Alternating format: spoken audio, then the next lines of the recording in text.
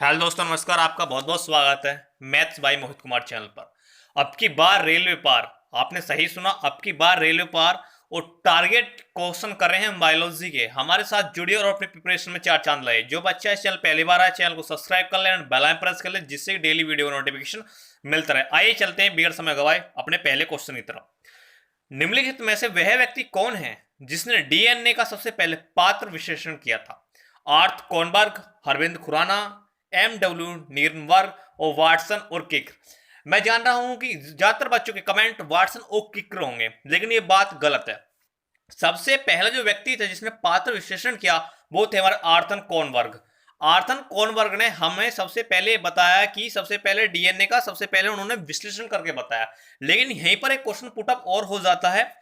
वो क्वेश्चन क्या है कि अगर ये पूछ ले कि सबसे पहले डीएनए की रचना किसने बताई थी, सबसे पहले डीएनए, सुन रहे हैं आप सभी, किसने सबसे पहले डीएनए की रचना बताई थी, तो आप बोलेंगे वाटसन और किकर।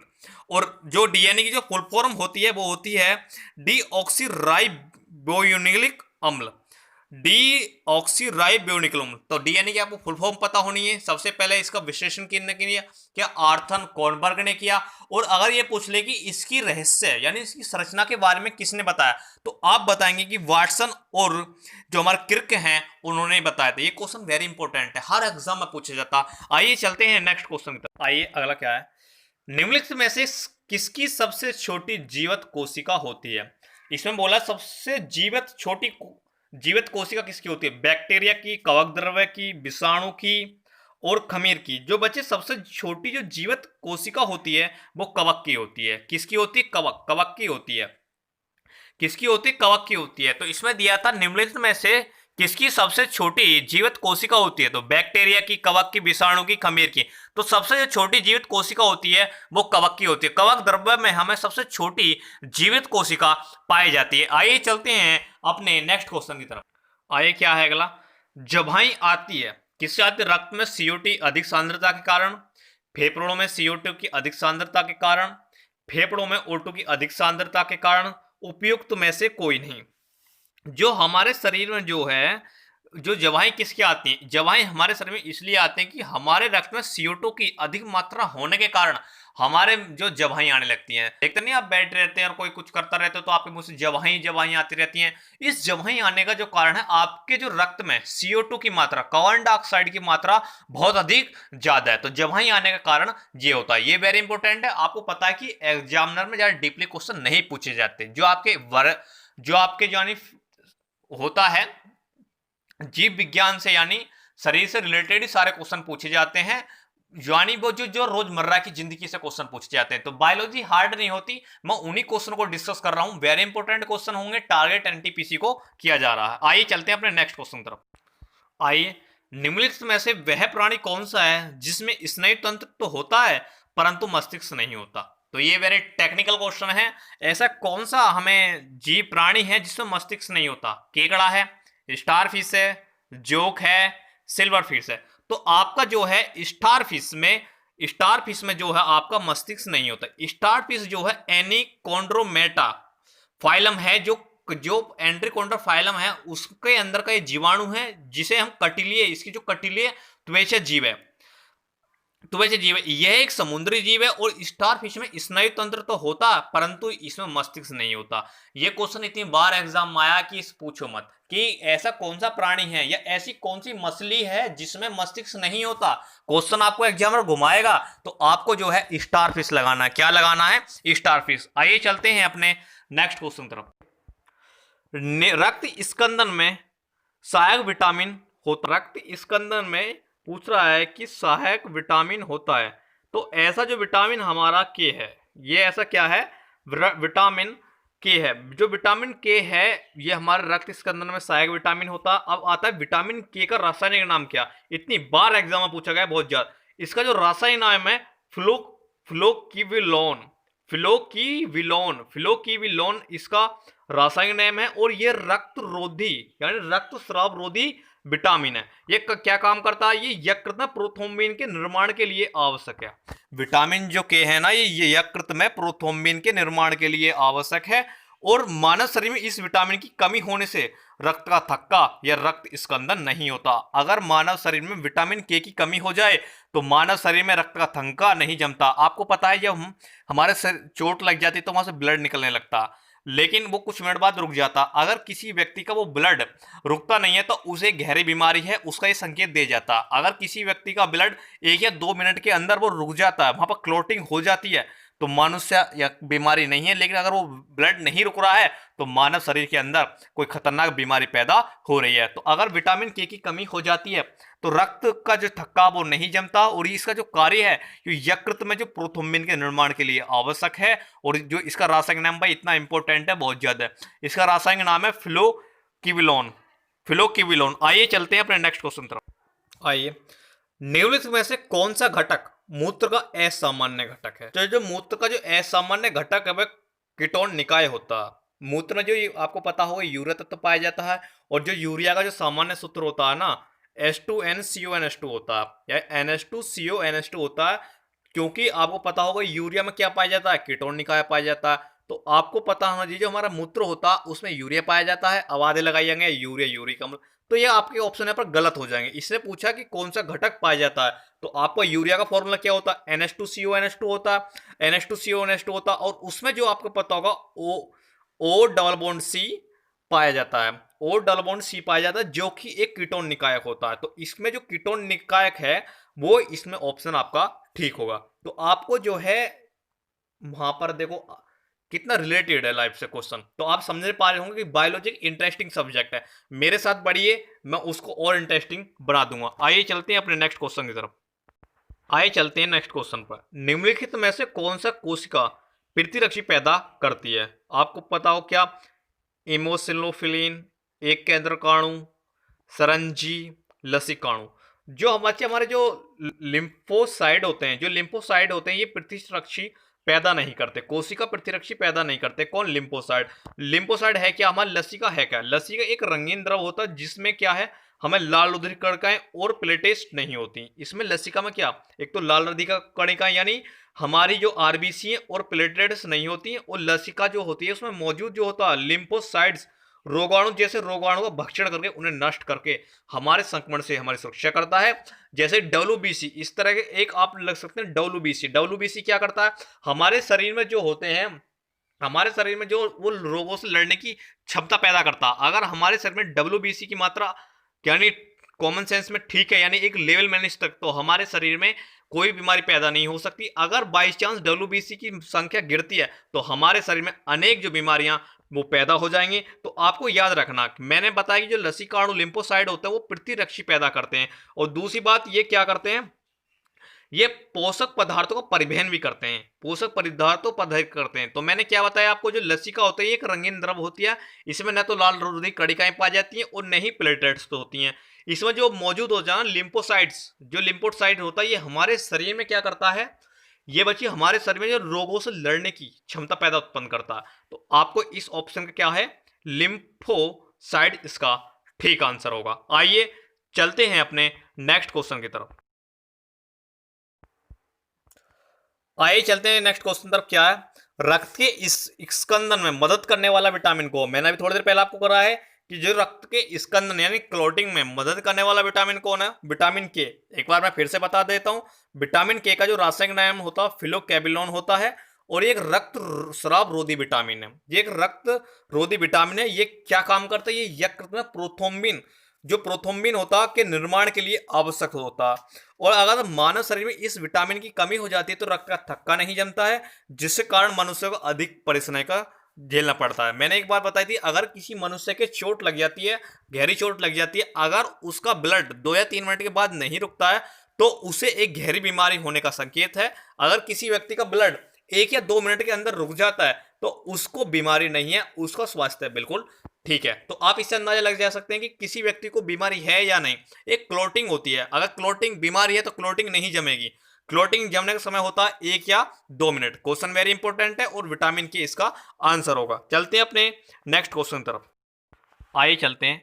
बहुत अधिक ऊंचाई पर जाने पर मनुष्य की लाल रुधिर कणिकाएं क्या हो जाती है? उनका आकार बढ़ जाता है, घट जाता है, संख्या बढ़ जाती है, या संख्या घट जाती है। जब मनुष्य बहुत अधिक ऊंचाई पर जाता है तो उसकी जो लाल रुधिर जो कणिकाएं हैं, लाल रुधिर कणिकाएं जो आकार बढ़ जाता है। ऐसा क्यों होता है? आपको पता है कि ऊपर जाने पर जो है CO2 की मात्रा कम हो, O2 की मात्रा कम होती जाती है। तो आप जानते हो जब पर्वतरोही पर्वत को चढ़ते हैं तो ऑक्सीजन का सिलेंडर अपने साथ ले जाते हैं, तो जिसके कारण ऑक्सीजन की कमी होती चली जाती है, तो लाल रुधिर कणिकाएं ये बढ़ती चली जाती हैं। लाल रुधिर कणिकाएं बढ़ती जाती हैं अधिक ऊंचाई पर।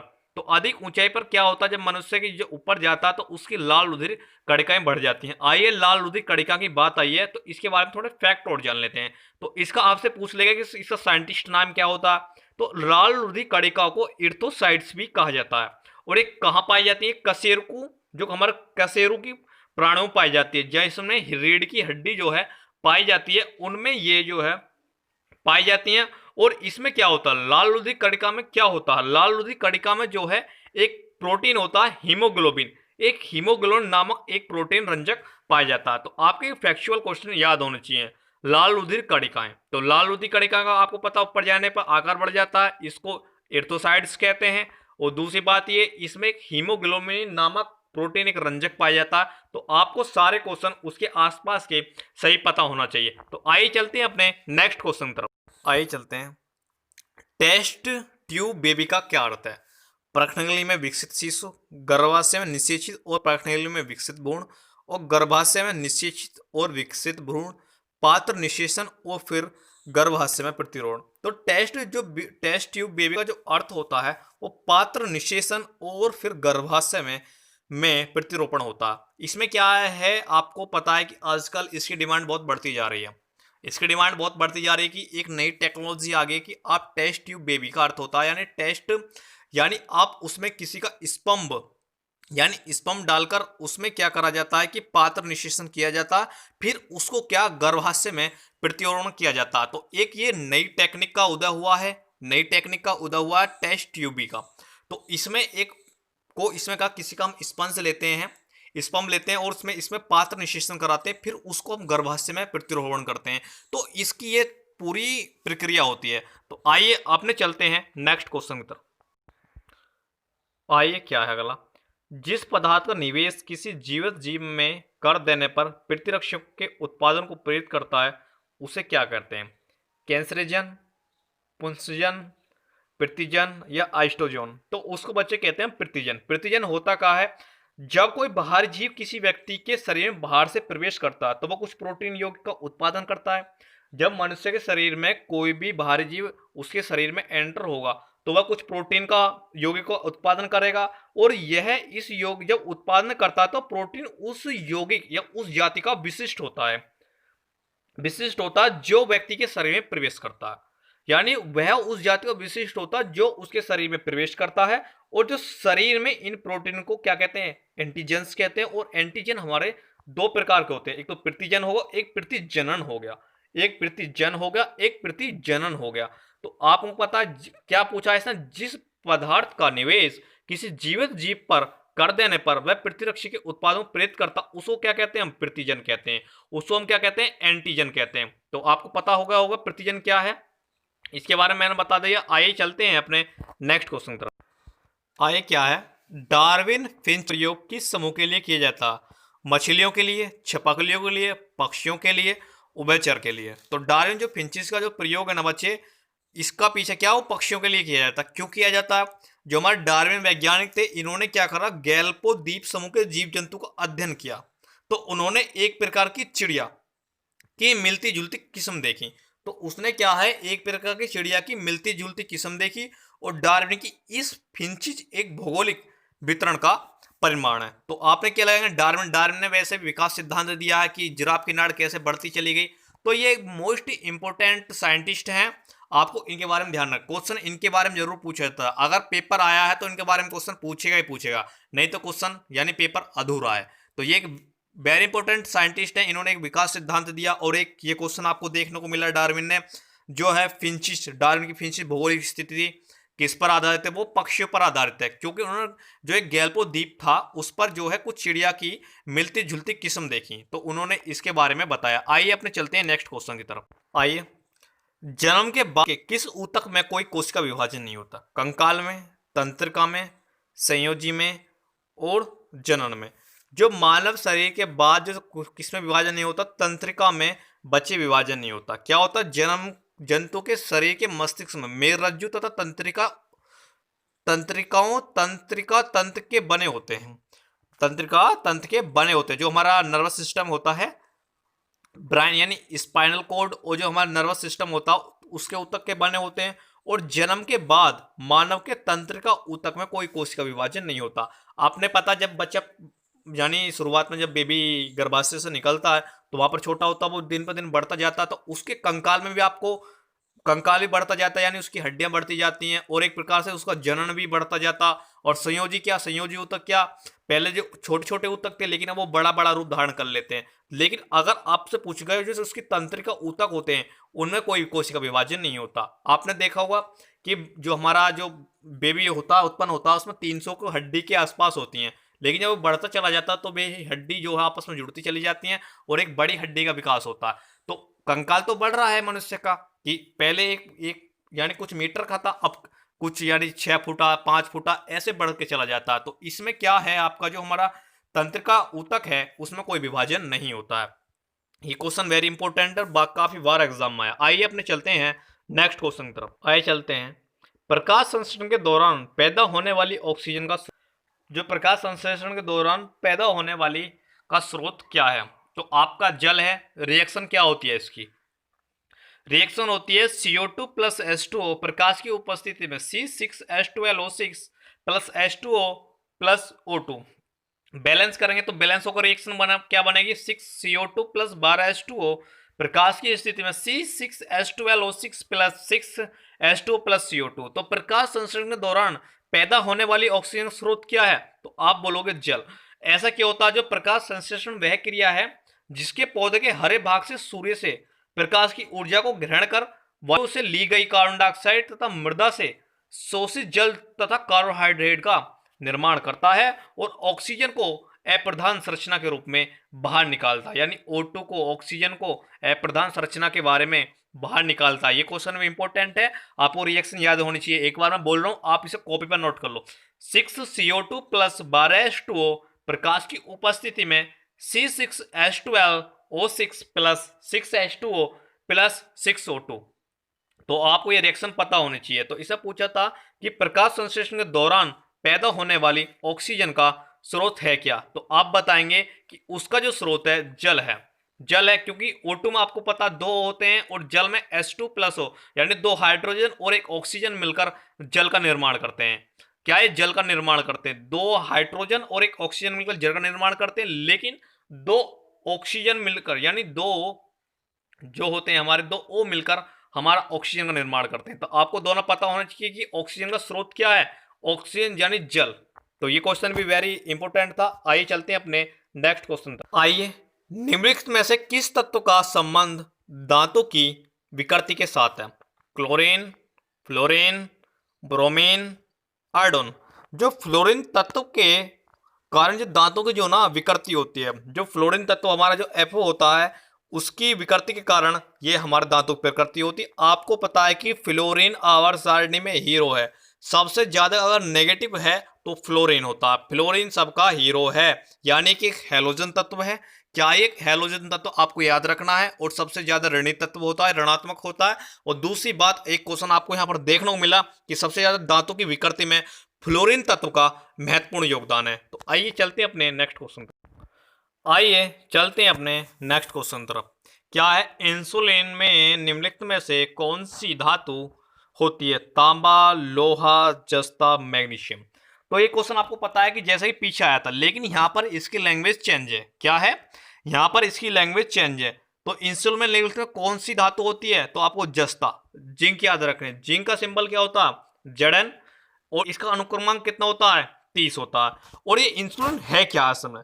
जो इंसुलिन होता है ये अग्नाशय, यानी अग्नाशय जो हमारा पैनक्रियाज होता है, पैनक्रियाज में ये लैगरहेंस की दीपिकाओं की बीटिका कोशिकाओं से स्रावित होने वाला एक हार्मोन है। ये क्या, लैगरहेंस की दीपिका, जो बीटिका कोशिका होती है, बीटा एक तो अल्फा कोशिका होती है, लेकिन जो बीटा कोशिका होती हैं उनसे स्रावित होने वाला ये एक हार्मोन है।